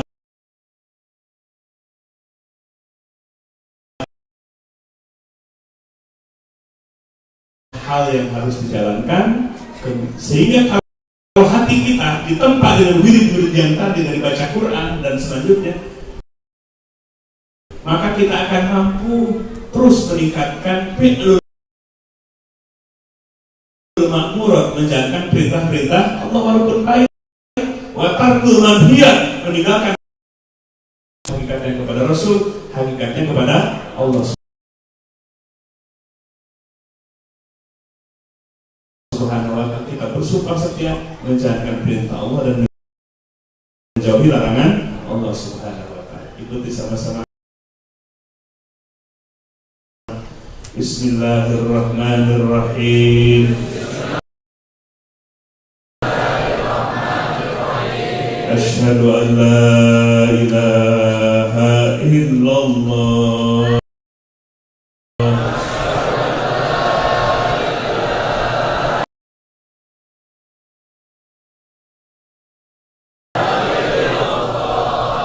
Asyhadu anna Muhammadar Rasulullah.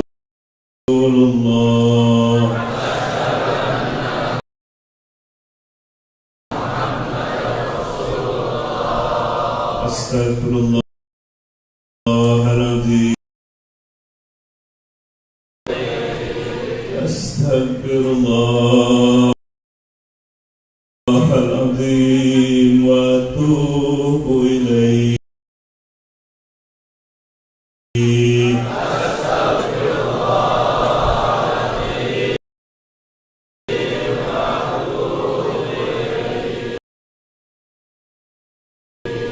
La ilaha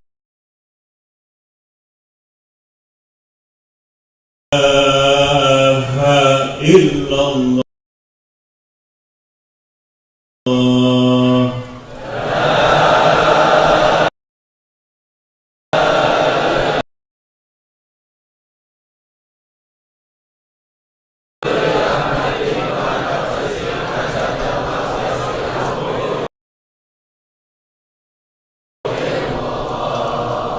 Allahumma salli ala Sayyidina Muhammadin Nabiyil Ummi wa ala alihi wa sahbihi wa sallim.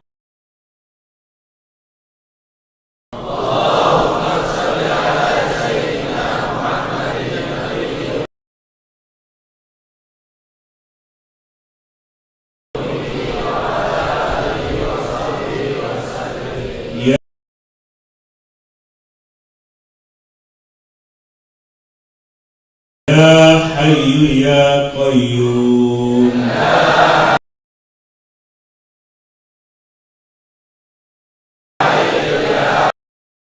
Sekalian semua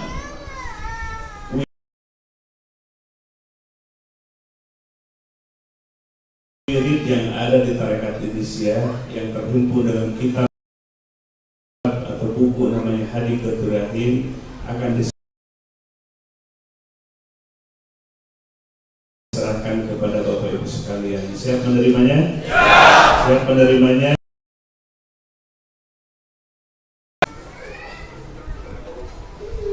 Kapanpun dan dimanapun berada, kita harus merasakan kita bersama Allah. Wa huwa ma'akum aina ma kuntum. Ya Allah beserta kalian dimanapun kalian berada. Mari hidupkan sama-sama kalimat thayyibah, ucapkan dalam hati yang paling dalam, la ilaha illallah.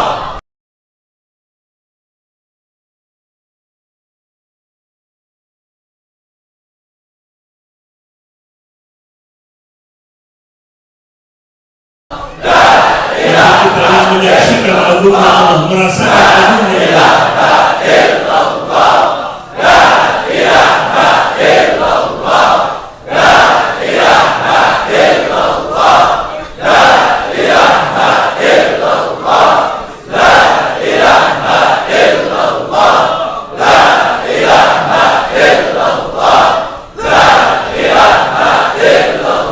Ucapkan sekuat-kuatnya.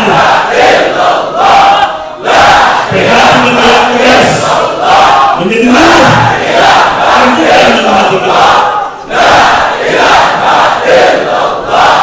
La ilaha illallah. La ilaha illallah. La ilaha illallah. La ilaha illallah. Terus dengan berhenti baca kalimat berulang-ulang. Ucapkan dalam hati yang paling dalam. Supaya hidup hati kita dengan kalimat itu. La ilaha illallah. La ilaha illallah. La ilaha illallah. La ilaha illallah. La ilaha illallah.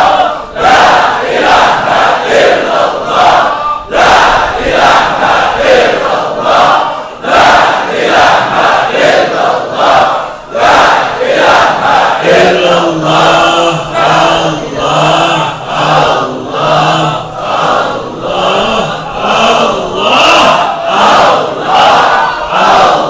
Rasakan agungnya Allah. Sebutlah di samping nama yang mulia.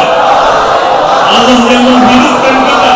Allah yang menentukan urusan makhluk-makhluknya di langit maupun di bumi. Betapa perkasanya Allah. Allah yang menentukan diri kita. Mata kita masih bisa melihat sampai pagi hari ini. Bukan kekuatan kita, tapi izin Allah, kekuasaan Allah.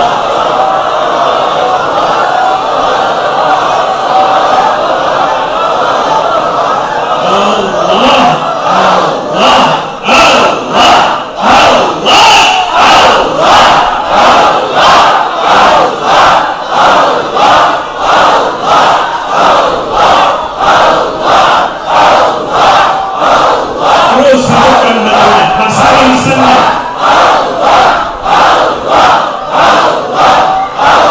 Wayumil Allah akan mematikan kita. Sebelum kita lahir ada kematian tertetapkan oleh Allah. Semua yang Allah tetapkan akan diambil kembali oleh sang pemiliknya, dia adalah Allah. Jantung kita akan berhenti selama-lamanya. Tubuh kita akan tertuju selama-lamanya. Menentukan bahwa hidup ini bukan milik kita. Amanah titipan dari Allah. Suami akan berpisah dengan istrinya, demikian sebaliknya. Orang tua akan berpisah dengan anak-anak yang mencintainya. Pejabat akan berpisah dengan jabatannya. Di hari itu, semua kelezatan dunia akan sirna, putus dari diri kita. Hadimul ladzat. Karena kehidupan dunia ini bukan tujuan. Kita sedang mengembara dalam kehidupan dunia ini. Tujuan kita adalah Allah dan hari akhirat yang abadi.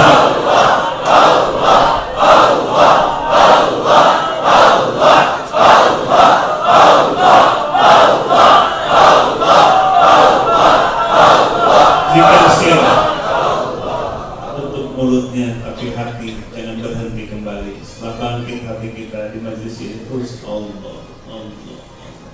dengan tasbih, bantu dengan alat-alat supaya hati kita selalu tersambung dengan Allah. Inilah ilmunya wali-wali Allah. Kalau ingin terbuka semua hakikat, maka banyak zikir, terpandu hati, hifdzul qalbi, jaga hatinya. Allah, Allah, itulah yang paling mudah. Setiap tarikan nafas, Allah, Allah, Allah, sehingga semua penuh arti. Diamnya pun zikir, diamnya pun tafakur dan berdoa, penuh harapan kepada Allah. Tercerahkan hatinya, tercerahkan pikirannya, semangat untuk meraih rahmat Allah sampai akhir hayat kita.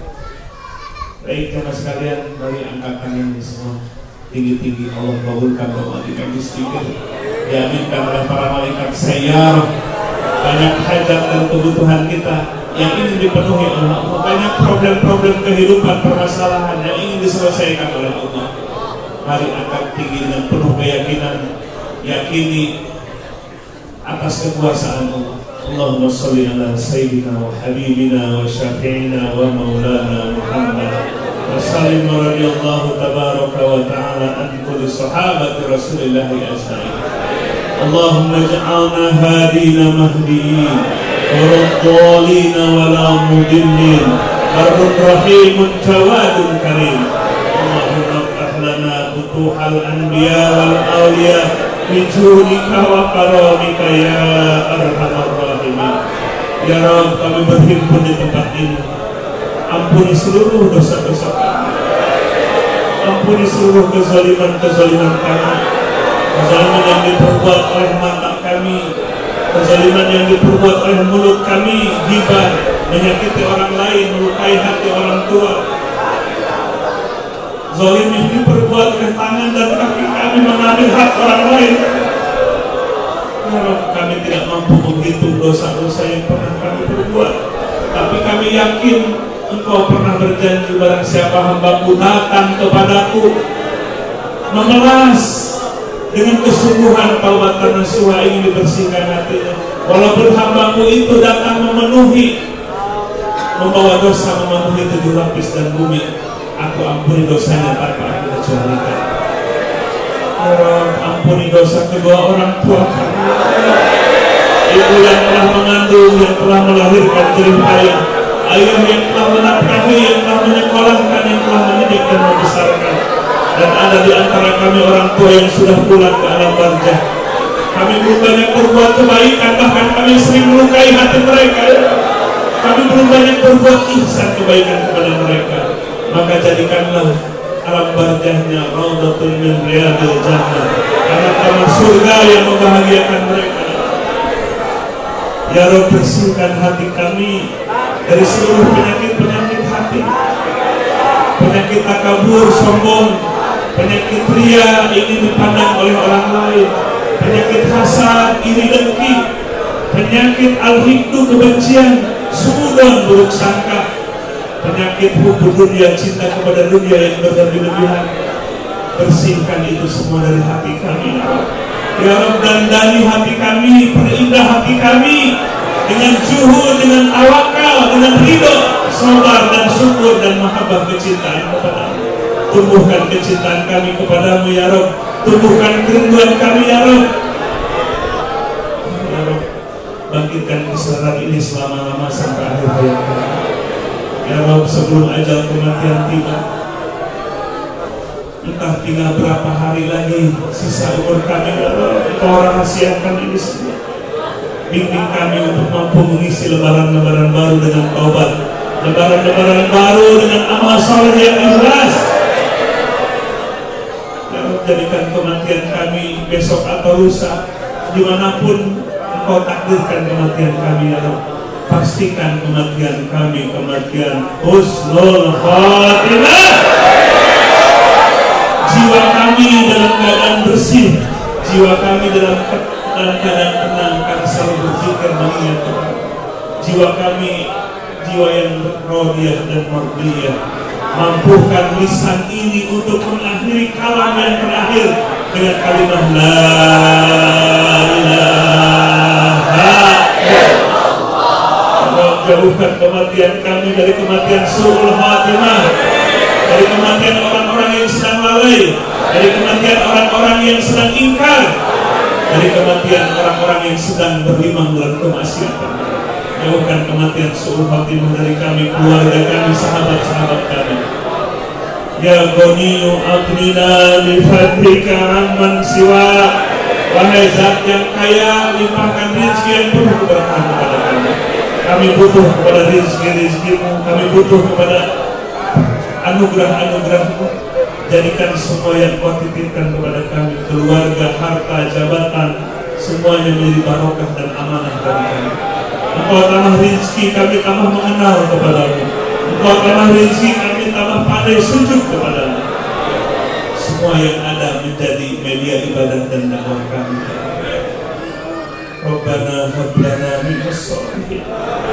Ya Rabb, soleh-solehkan anak kami. Hari ini belum tampak kesolehan bagi anak cucu kami. Engkau gerakan hati, Engkau yang membolak-balik hati kami, ya Allah. Tetapkan hati kami, anak cucu kami dalam agama-Mu, ya Allah. Sampai akhir kami ingin berkumpul dengan mereka di dunia sampai akhirat atas dalam ridho-Mu. Rabbana hab lana min azwajina wa dzurriyyatina qurrata a'yun waj'alna lil muttaqina imama. Ya Rabb, kami menjadi suami pemimpin dalam keluarga. Mampukan kami menjadi imam. Mampukan kami menjadi pemimpin bagi istri dan anak-anak kami. Ya Rabb, kami jadi teladan kebaikan bagi istri dan anak-anak kami. Ya Rabb, jadikan istri dan anak-anak kami yang soleh. Engkau wariskan kepada anak cucu kami ilmu yang bermanfaat. Di saat kami sudah di alam barzah, ada anak cucu kami yang sujud, yang ruku, yang berdakwah, yang menghidupkan masjid, yang meninggikan kalimah-kalimah-Mu. Ya Rabb, kumpulkan kami di dunia dengan guru-guru kami. Kumpulkan di alam barzah dengan para nabi, siddiqin, syuhada, sholihin. Ya Rabb, saat Engkau bangkitkan dari kubur menuju mahsyar, kumpulkan kami dalam lindungan negara Rasul Muhammad SAW. Ya Rabb, di pengadilan hari nanti Engkau sebagai hakim, pastikan kami, hukumi kami sebagai penduduk ahli surga. Jadikan kami menjadi tetangganya para nabi, menjadi tetangganya para siddiqin, syuhada, sholihin. Kumpul beserta keluarga kami, sahabat-sahabat kami. Ya Rabb, tutup rapat-rapat pintu neraka bagi kami semua. Subhana rabbika rabbil izzati amma yasifun wa salamun alal mursalin walhamdulillahi rabbil alamin. Nas'aluka ijabah al-Fatihah.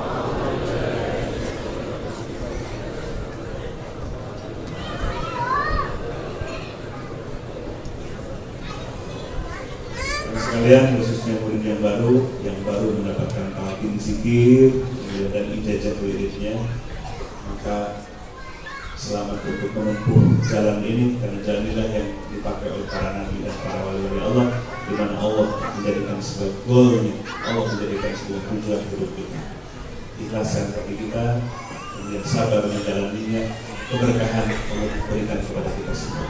Hasbunallah wa ni'mal wakil, ni'mal maula wa ni'mal nasir. Subhanakallahumma wa bihamdik, asyhadu an la ilaha illa anta, astaghfiruka wa atubu ilaik. Assalamualaikum warahmatullahi wabarakatuh. Kita tutup salat duha 2 rakaat jami'ah.